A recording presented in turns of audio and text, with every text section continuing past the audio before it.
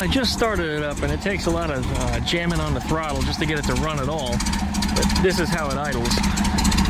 And when it warms up, it doesn't get much better than that. It's pretty terrible. But we're gonna get all that fixed when we pull this engine out here. We're gonna do a lot of tuning on this thing today. This is gonna be an epic video, guys. Stay tuned. Hey, you guys. Welcome back, everybody, to another exciting Lord Duckman production. This in front of me here is a 1972 Squareback. Now, you saw me lower the front suspension on this thing last week, but this week, man, we're going to pull the engine out of this thing. This is going to be a big undertaking. The engine lives in the back here, of course, like any other Volkswagen, but this engine has been overheating. We discovered some of the heater hoses and tubes weren't attached properly. You can see that the heater hoses are completely blown off.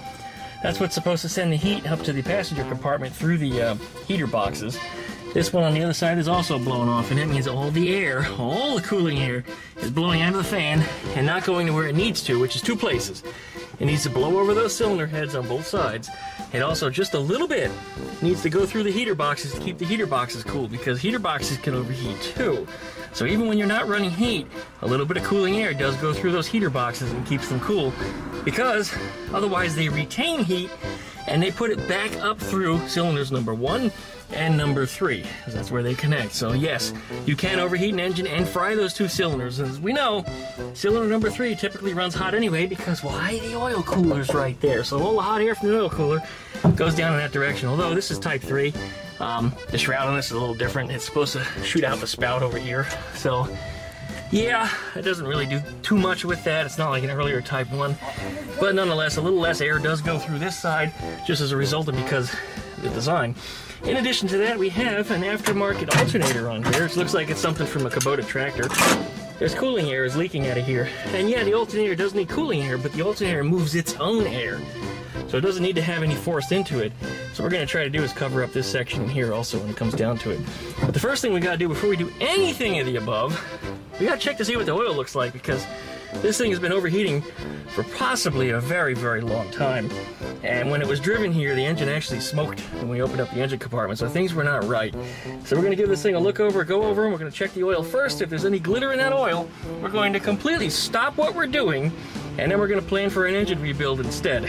But if there's no glitter, well, then we're going to pull the engine out with the transmission, and we're going to go over the whole thing and get everything just reset, torqued down properly, make sure the heads are tight. She did hear a little bit of a ringling sound when she first got on the throttle. It was cold, which tells me the heads are probably bouncing loose, which is typical when the engine gets overheated.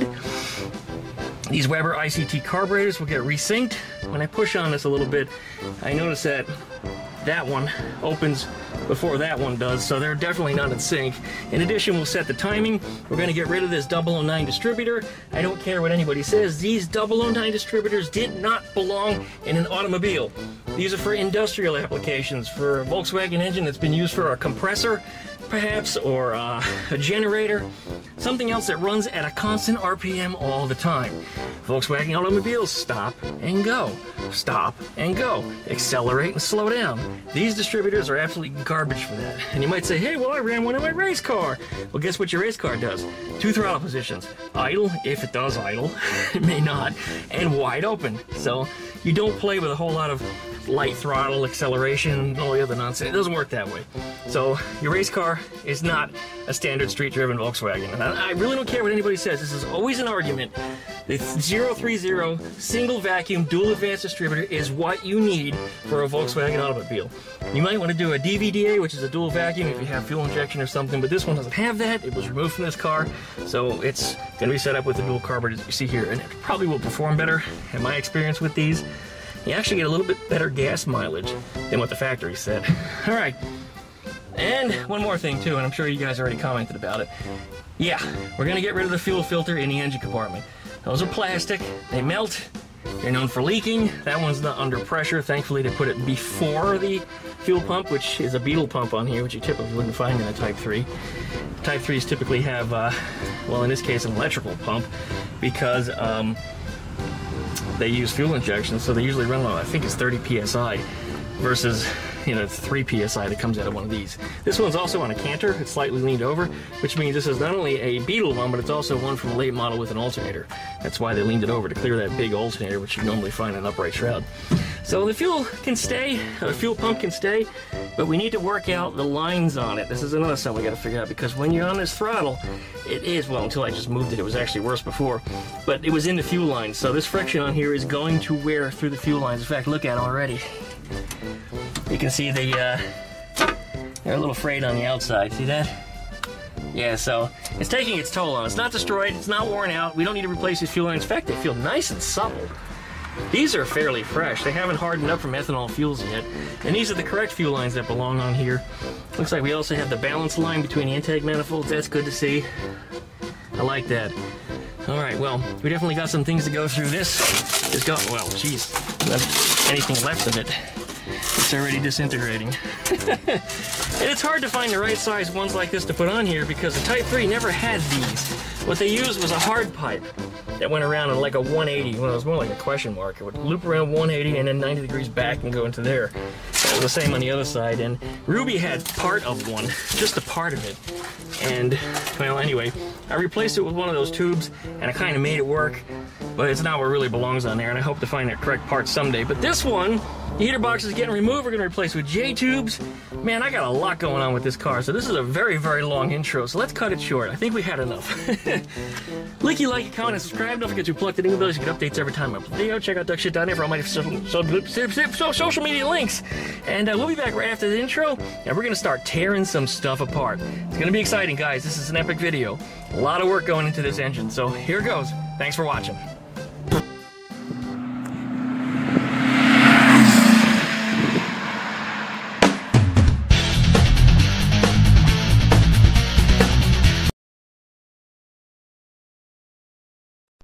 Do anything, because we're going to be ripping starter wire out, a lot of wires that are not fuse protected. Let's get that battery disconnected. Yeah, typically you'd pull off the positive, but the negative one came off kind of easily, so we're good. As long as nothing touches anything, we'll be fine. Alright, good. Alright, next we're going to pull the seat forward. That way we've got a little more work area for tools and such. I've been putting this one off for a couple reasons. One, because it's just been so sunny and I fry so bad that I just wanted to get a little bit of an opportunity to be in more of a overset or overcast kind of weather. Otherwise I sunburn just fierce and it's terrible.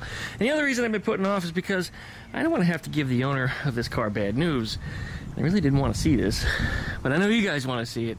This thing's been overheating badly for we don't know how long, with the oil light either on or flickering while it was running, and bad news. So we're going to check that oil, and we're looking for glitter, and then we're going to pull out the screen and see if we find any piston bits. There we go. All right. While we're under here, I'm also going to point out a couple things. This is an automatic transmission. You can see the oil pan on the transmission. There is a hard start relay installed over there. Not the place nor way I would have done it, but it's there at least. Zip tied to the e-brake cable. That's kind of nonsense, but it works. There is the vacuum line. It goes back to the engine. That allows it to shift more smoothly. There's a stray wire there. I don't know what that's to. That does not appear to be anything Volkswagen. In fact, it looks like a charging cable for an RC car. If you know a place to put it. But we'll investigate as we pull this engine out. There's the CV joints. These did look good on here when I evaluated them for customer. Didn't see anything that was cracked nor need to be replaced, so there's no damage there it needs to be worried about. Even all the CV joint bolts look like they're tight, unlike Ruby. Anyway, oil leaks down here are also very minor. I did notice the transmission was wet, right? Looks like it's oil. Nope, it's actually just paint.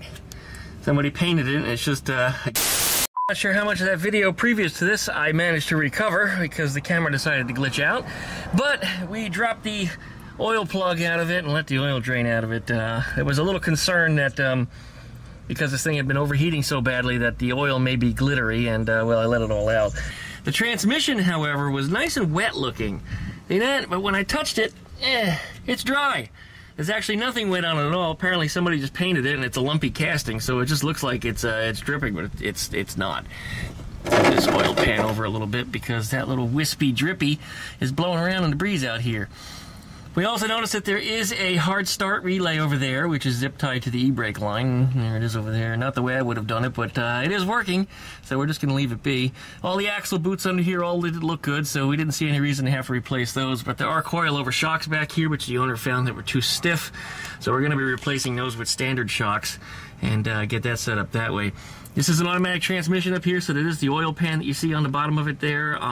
That little white thing, I guess it's actually galvanized color, is one of the vacuum dash pot things that connects to the engine. Allows the automatic transmission to shift more smoothly between gears. That has to be there. Well, it doesn't have to be there, but it has to be there if you want the car to drive comfortably. Otherwise, it'll clunk into the next gear kind of harshly. It's one of those things I told the owner I checked, because she says sometimes it clunks.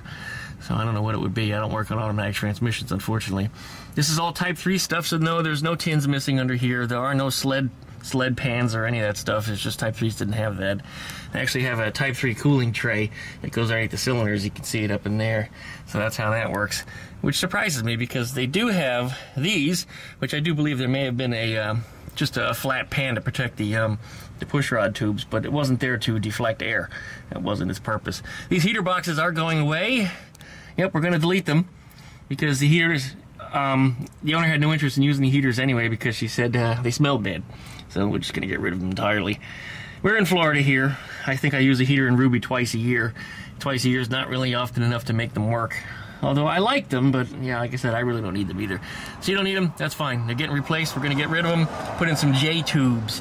And J-tubes are nice on a Type 3 because they're up and out of the way, away from the push rods and all that other stuff, so you don't need extra tins for it.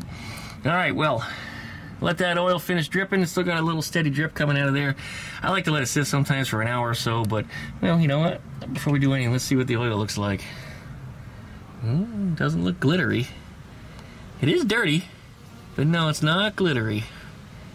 Okay, that's a good sign. Good sign, okay. I'm going to say that the engine probably doesn't have any severe damage then from all that overheating. We are going to still pull it. We are going to torque down the heads and stuff on it. We are going to pull this strainer out also and just look for the little piston bits, any chunks of engine that may have been swallowed. Hopefully the screen had gotten it.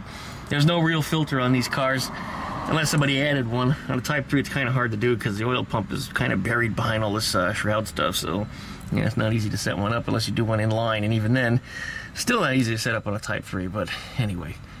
Alright, well, I guess that's it for now. We're going to be back after we get this thing pulled out. I don't know what's going on with this camera, but it keeps eating my videos. Alright, well, I dropped my tool down in the oil pan when I was removing those bolts, or nuts, I should say, and that frustrated me a little bit, but that's okay. I'll run it through a strainer as we get everything back out of the pan, so I might as well just let it all go in the pan now because it really doesn't matter anymore, does it? We got a complete oil change kit coming for this thing too, so I'll have a new everything to go up in here, including a new screen, new gaskets, the copper crush washers, the works. So I really don't need to save much of anything, but I'm going to anyway, just because you never know, the kit may be short a washer or something. Stuff happens anymore, especially when I order things. You know the way it goes, guys. Alright, pull this plate off. There we go. Just gonna throw it in the oil pan with everything else that I've dropped in there. And then this, I might have to pry it out with a screwdriver gently, but that's the oil screen. And very often they find themselves just, the gaskets heat up and glue themselves to them, so I'm going to have to gently pry that out of there. But anyway, we're going to pull that out, and that's where we'll find anything exciting, if there is anything exciting in here. Here's our oil strainer that came out of there. I'm quite surprised at how new it looks, but I guess it had a fairly recent change as far as the oil and screen is concerned. But to look in here for those piston bits that we've talked about, you just get a solvent. Carburetor cleaner works good.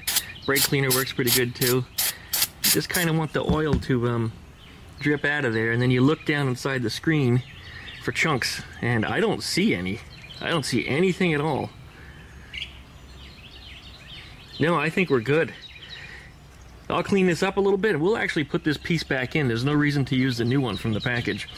But we will use the crush gaskets and copper washers and all that stuff. But otherwise, no, this sucker's going back in, and the owner will have herself a spare for her next oil change. Well, hopefully she doesn't need one on the next oil change, because these things can be cleaned. See, look at that. All right, well, this one's good to go. Let's get it reinstalled. For starters, we're going to start disconnecting some of the loose things that are here in the engine. We have over here, we have our coil positive, which goes to the alternator. I guess that's to tickle it. We have our ignition here. We have this wire, which comes from the car's positive. What would have been a regulator, but this one doesn't have one because somebody replaced it with an alternator. The blue wire is coming out of the harness, and it does live to the right. I've not worked on one of these before, so we'll have to make sure that we hook it up right when we come back to this. So anyway, yeah, the blue wire is on the right, the red wire is on the left, so that we'll keep in mind. The red wire goes to the positive on the coil. It's all on video. This is the other reason why I record these things, and you probably should too. We got a green wire here hooked to nothing. I wonder what that was all about. Gonna have to trace that green wire down and see what it's supposed to go to, and either cap it off or eliminate it. Okay, good.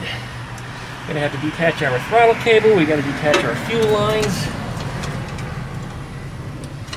Why does that go underneath here? Oh, that's the vacuum line for the automatic transmission, which probably connected in the wrong spot.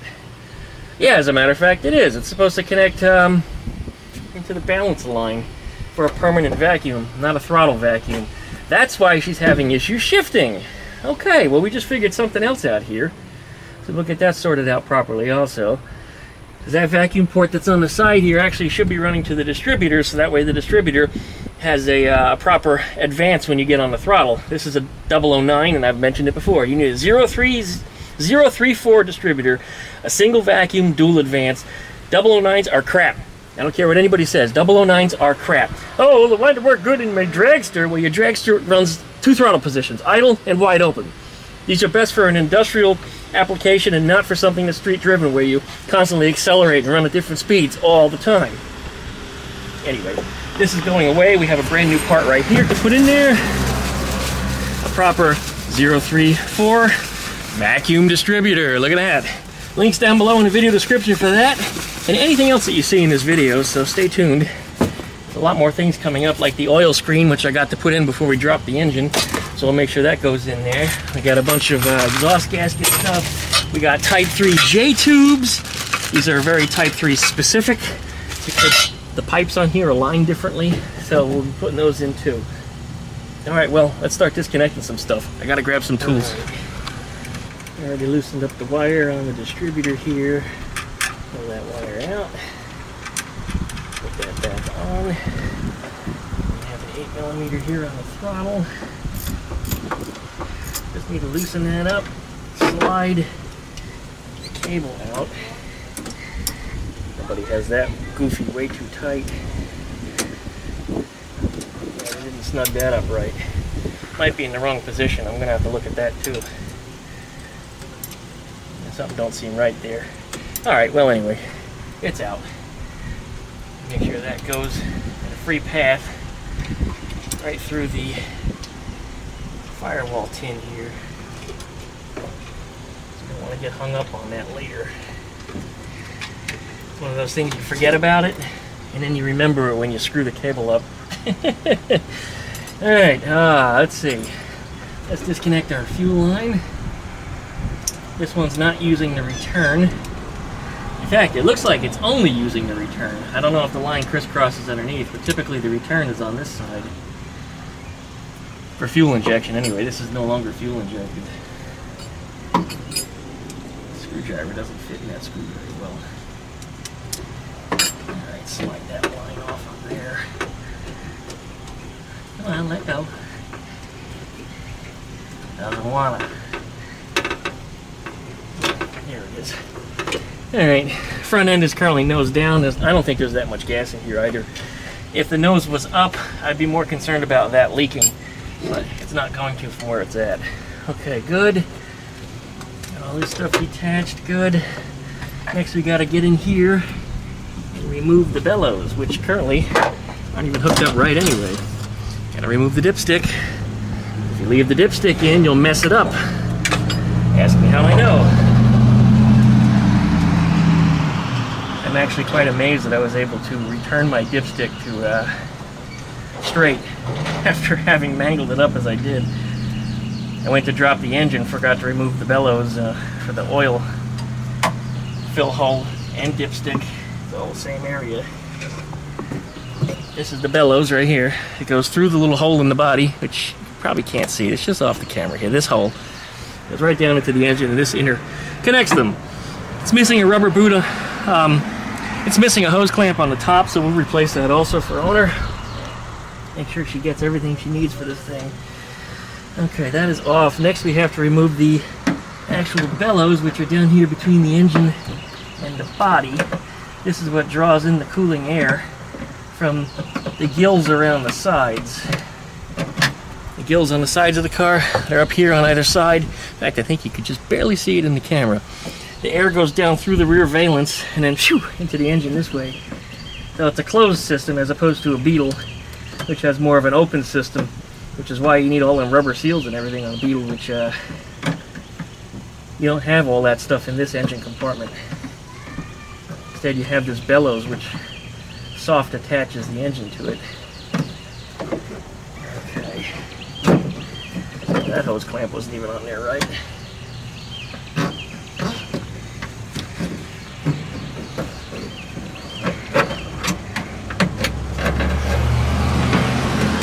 These rubbers are good though.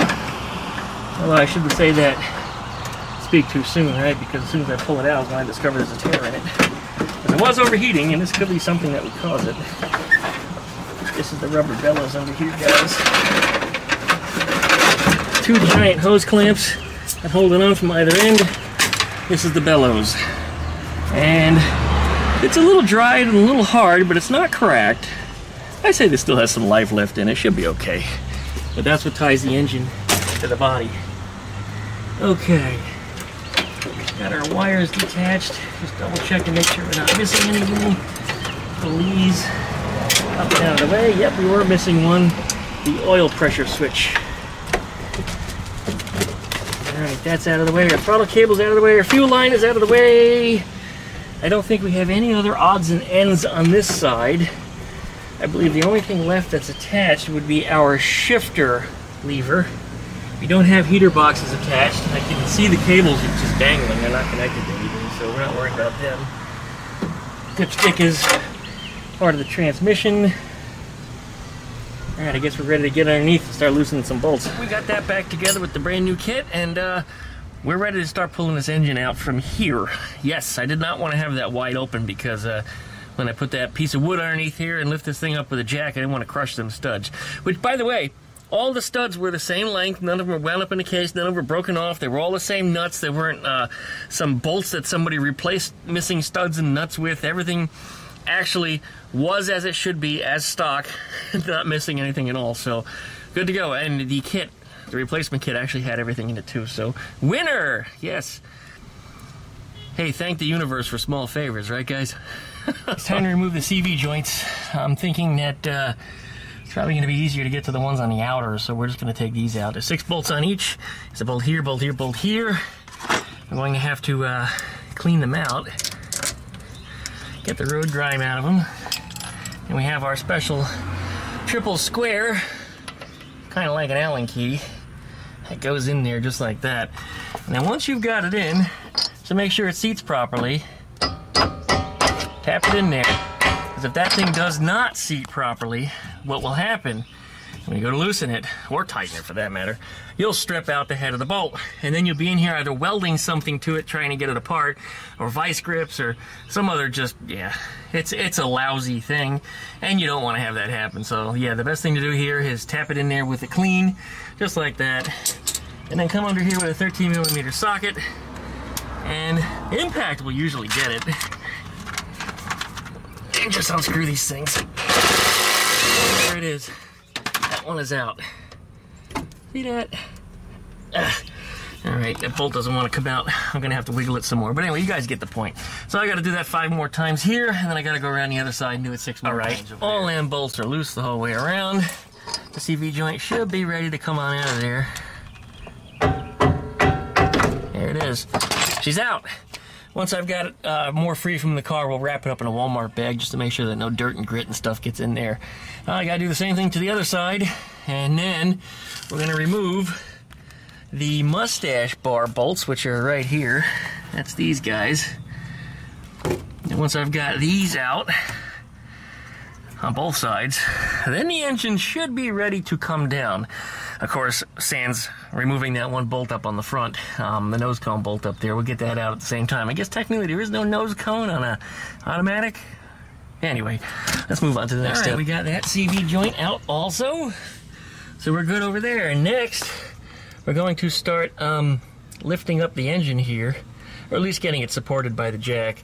I've got a 1x6, well, it's actually a 1 1/4 or a 5/8 board or some shit like that. Anyway, 5/4 board, that's what I meant. 5/4 by 1 should be enough. I mean, the goal here is just to try to spread the load out a little bit.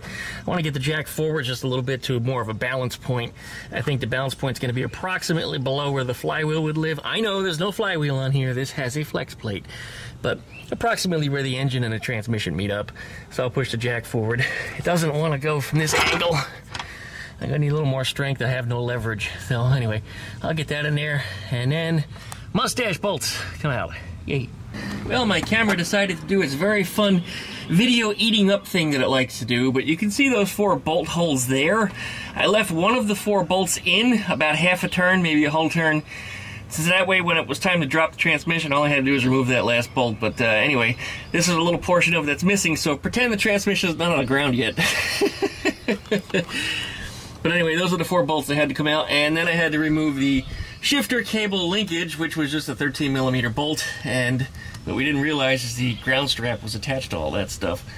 It was pretty well hidden in just grease. Yep, so there it is. That's going to be right about where our balance point is. There we go. And then that piece of wood should spread the load out a little bit, since there really is no flat surface there. That makes one without crushing in the pan, so most of the force is going to be applied right there. Okay, Moustache bolts. That's the reason why I run music in the background of my videos. Right there, walking down the street with a boom stereo on her back pocket. Can't wait till I live in the woods, guys. Anyway, we've got one of the bolts completely removed. The other one has the nut now off of it. And the other side, I've done exactly the same thing, but when I backed the bolt out, it almost came completely out, so I just stopped. Luckily, it didn't come out quite as far as it needed to. We'll get this engine supported. Now it should have all the weight copped by the engine transmission here. That should be enough to get it. I think I should be able to get these bolts out. Huh, I expected that to wiggle out on its own. Interesting. Okay, well, I'm going to need both hands. We'll pull that out, and then the whole assembly should be ready to come down. Minus the grounding strap, if there is one up there. I guess we're going to find out. You know what? I didn't disconnect the starter wire either. But once the engine gets down a little bit, it'll be easier for me to reach. So, well, it's not going to dangle from it. It does have plenty of slack, so yeah, when you get it down a little bit, it'll be easier to reach. All right, that's what we're going to do. Handle another half pump, and the bolt just popped right out. So yeah, it's all copping all the weight. I think we're about ready to let it down. So let me get the tripod. I'm going to start lowering this entire assembly down, and hopefully we don't have any problems or any disasters or anything that I missed. I think I was pretty thorough. But there's a lot of weird wires and things dangling underneath there that shouldn't even be on this car. So I guess we'll see what we hang up on. It's going to be fun. I did just remove the last bolt from the front. When I pulled that out, the engine actually went, engine-transmission combination went up about a quarter of an inch or so. So right now, it should be, the jack that is, should be copping all of the weight of the engine-transmission combo. Yeah, there's some tools under here, I don't want under there. Alright, everything should be good. Let's lower it down. A little bit at a time, that was a little more than I wanted, but it is tipping to the right. That's not what we want. Should be able to do this with some carefully placed jack stands. There we are. Make sure we are centered. think that's pretty good.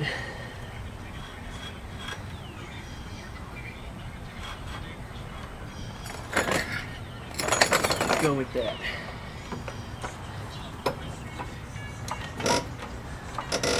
Pull our jack stands back out.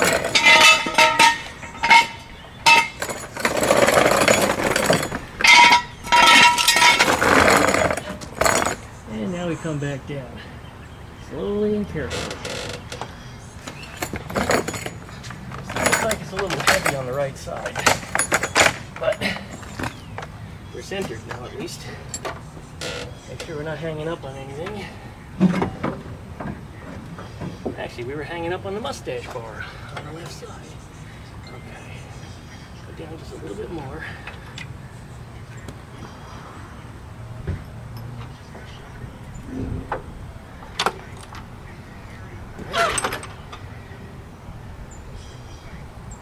I think we're balanced.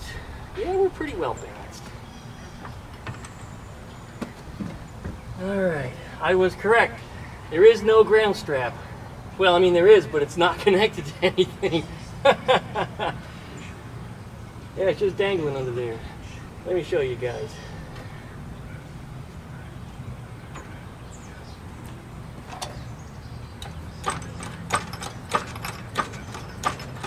Alright, way down there. You see that little eye hole we're looking at? That's the ground strap. Now, it may have been bolted to the transmission shift cable, as a good possibility it was attached to that, and that when I disconnected all that, it came out with it. I don't know if it's supposed to go there or not. It's kind of a fiddly and hard place for me to get my fingers in anyway, so I may put it somewhere else when I put it back together. As long as it's there is really what matters, but it doesn't need to be made too big of a deal. There's our starter, and yeah, as I said, there is a lot of slack on those starter wires. So we're going to lower this thing down a little more, and then I'm going to actually reach everything from the top. That's going to make it a whole lot easier for me. Yes. All right, well, let's continue dropping this engine.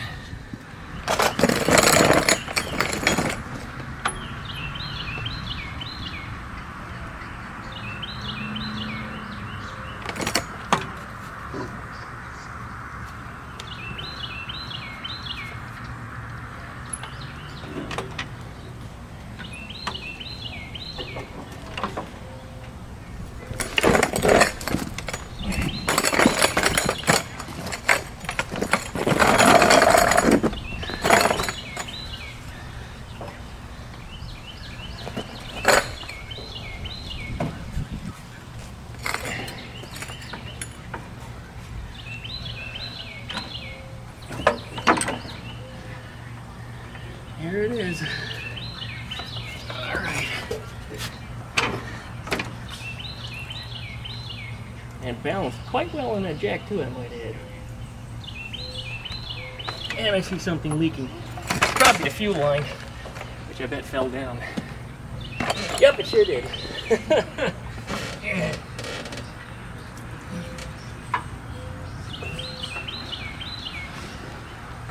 Save that just in time. Fuel line. Made a fuel line fire. Well, not fuel line fire, I hope not. Fuel line puddle. There it is, the fuel line fell down. Gravity did its work after that. Alright, well, we're almost out. Down there is our starter motor, which I mentioned before. There's the wire coming out of it I need to disconnect. The yellow and blue wires that you see right there, those are also going to the hot start relay. And like I said, I really don't like where that's at. Who knows, I may even reposition it before I get done. But I need to disconnect the wires from those. Taking notice to where they are. Again, that's what the video is good for. Actually reminding myself where to put these things after where they come out of.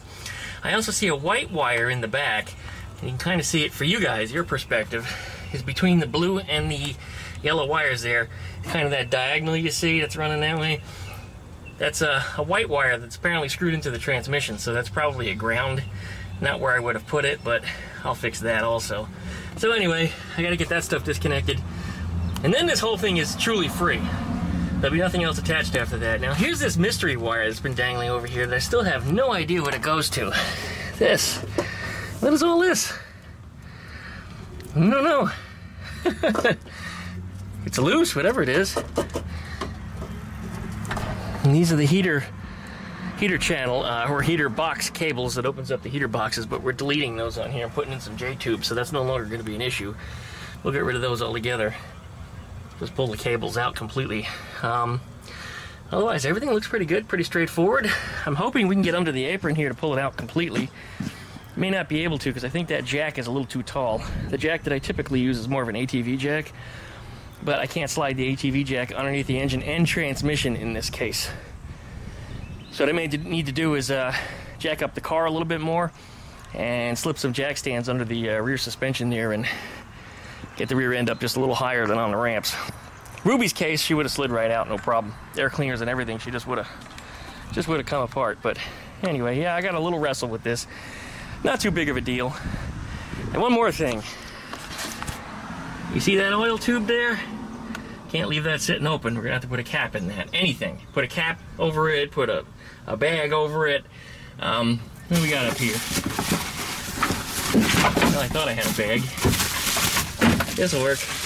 Anything just to stop dirt from going in there. There we go. It just clears.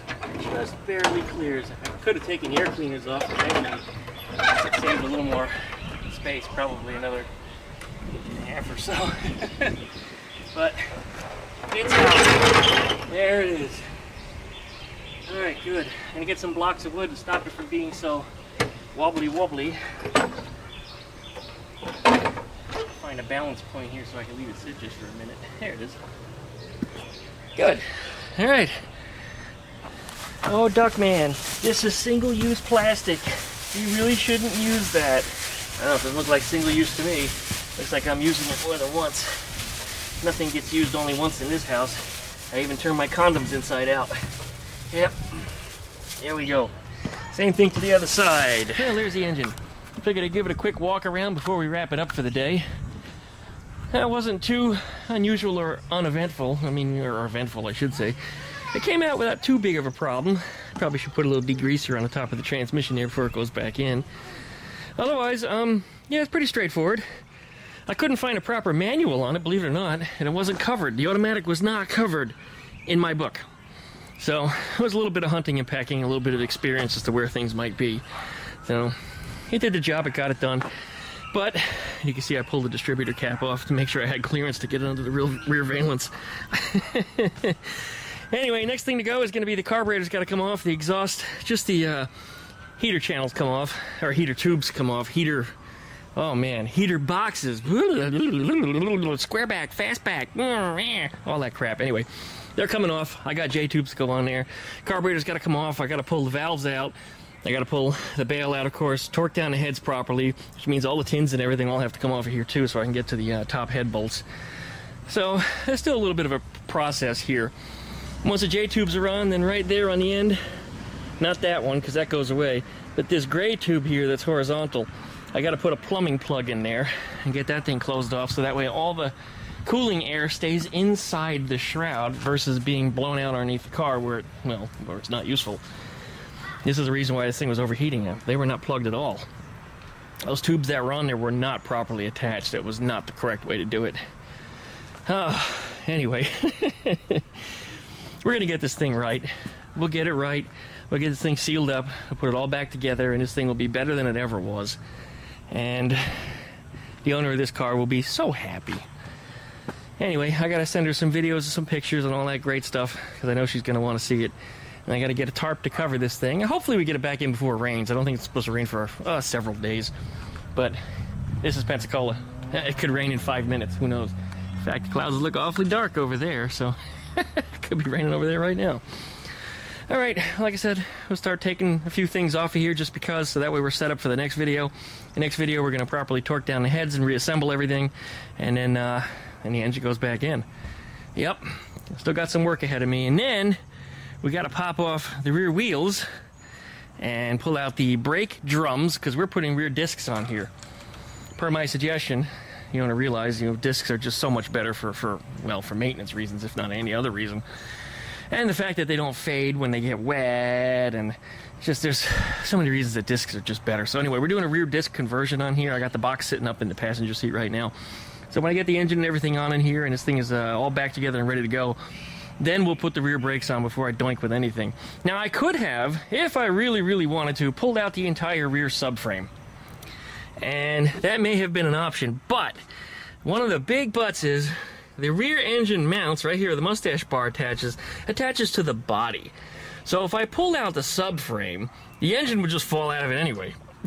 So there really was no point in doing that on here. Now Ruby, on the other hand, does not have a Moustache Bar. She has frame horns just like a Beetle does. In fact, they go this way. So one horn underneath each side of the transmission. So if I did remove the 5 bolts, and it actually is 5 bolts, well there's 4 up front around the big donut bumper that's up there, but I mean it's 5 big bolts, and the entire subframe would have rolled out. Now if I had a lift or something to do all this, I probably would have done that. Since I got to do the rear brakes anyway, I might as well just pull out the entire subframe and do it all on the ground right here, and then shove the whole thing back in as one piece, bolt it in, connect the brake lines, bleed it, and you're done. But yeah, just in this case, it's just, I don't have a shop yet, and this is a later Type 3 that doesn't have the frame horn, so there's a few things working against me. But yeah, I wouldn't have done that on this car. Ruby maybe next time, but that's it. Okay, I feel accomplished for the day. I might pull out a few more nuts and bolts just before it gets dark. Street lights are already on, so that's that. I guess we're going to be wrapping it up. So licky, likey, comment, and subscribe. Don't forget to pluck that dingle belly so you get updates every time I upload a video. Check out duckshit.net for all of my different social media links. And don't forget to check out my wish list up on duckshit.net. If you'd like to see some of the parts, some of the projects and things that I'll be working on in the very, very near future, it's kind of a giveaway and spoilers. I actually just received some more parts off of there. Thank you very much, Jody. I didn't do a mail call for it for tomorrow. I have an older mail call that's actually going up for tomorrow, which is technically, you would have seen that a couple days ago. But by the time I'm recording this, for you, it would be tomorrow. So anyways, I guess that's it for now. Appreciate you guys watching. Thank you for all your support, and we'll see you guys next time. Mustache Mustache Bar bolts. Airplane flying over. Yay! Somewhere up there, you son of a bitch. Get out of here, you fucker. I'm trying to record a video. Alright, well, there they are. Look like 13s. They should come out pretty easy. Alright, here comes Miss Boom Ass again. There it is. Boom, boom, boom.